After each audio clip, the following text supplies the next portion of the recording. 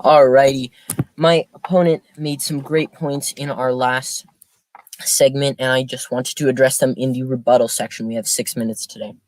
So my opponent went into the details of the student visas and made some very good points relating to how the student visas are not intended as immigration visas and as naturalization visas, in the sense that you are not supposed to come here thinking you can just stay after you receive your student visa. And that's absolutely true. But my main point in this situation is overlooked, I believe, because the main point is that these are students that are being damaged because of the COVID condition right now, because of the fact that right now you cannot study and remain in the United States, even if you are doing online classes, because you are not technically attending in-person classes. And this is a humanitarian crisis.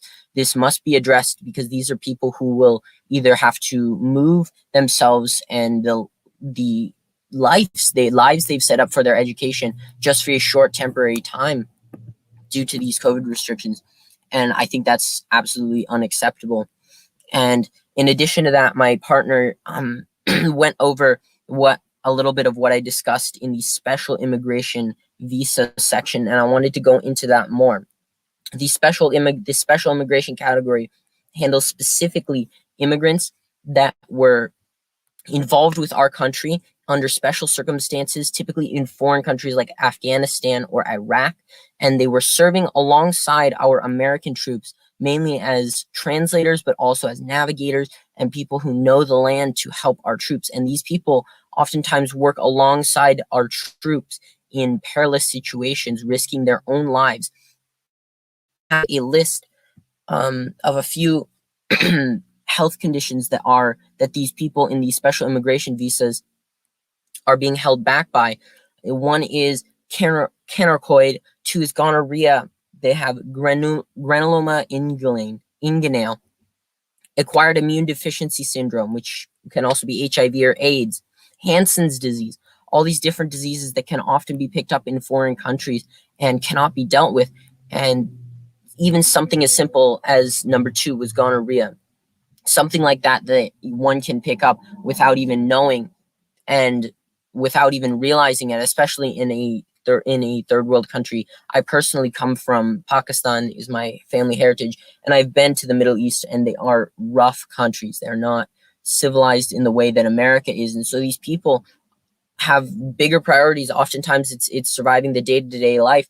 If you stop serving the American military, we've pulled out from Afghanistan a lot. These people who are trying to immigrate now under their special immigration visa laws can't, because these health-related grounds limit them and basically identify them as a person and as an integer, and saying, look, you can't come in because we don't deem you as healthy. And the United States should not be representing themselves in that way, especially to people that have put their lives on the line next to our troops, next to our American soldiers. These people deserve the special treatment that they earned by risking their lives. And I think that's a huge thing that gets overlooked, especially when there are other diseases like tuberculosis, which is when you're clinically active with tuberculosis, you cannot come into the United States, and that completely takes them out of the running. They cannot come back unless that is taken care of. And oftentimes these people cannot get them taken care of, get these diseases taken care of. Part of why they want to go to America is to receive proper health care and a better life. And I think these health-related grounds that limit them and that my partner suggests should be kept in place to keep our country, as she said, healthy and safe, is unacceptable when these people have risked their lives and they have done a service for us, and we must in turn do a service for them. Otherwise, what is the incentive for the people who work alongside our troops to continually put their lives on the line if we're not going to treat them fairly and equally? You have to consider this is greater than just bringing in healthy people. These are people, in the special immigration case, these are people who specifically help our troops, who help our country. So moving forward in the future, if we need to call in more special immigrant, like give out more special immigrant visas, we won't be able to do it if people are unwilling, because they know that America does not treat them properly. Even something as simple as mumps, measles, rubella, or polio. those diseases, and I know polio is an extreme example, but those diseases that we know are curable are what we are labeling people as, and what we are restricting them from entering our country, even despite their service to us. And I think that is unacceptable. And finally, I want to address the overall issue of health-related grounds affecting all immigrants. These health-related grounds affect immigrants across the board. That means anyone who's trying to come to the United States, so whether it be people who are waiting in long lines to get in, long like queues to get in through family immigration.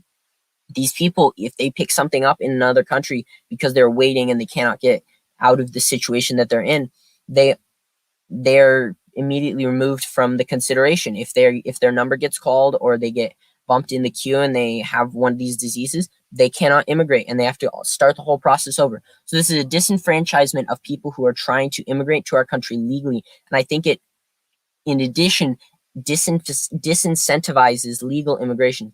And due to these facts and these harms, I believe that we have to completely reform the health-related grounds and remove them. Thank you very much.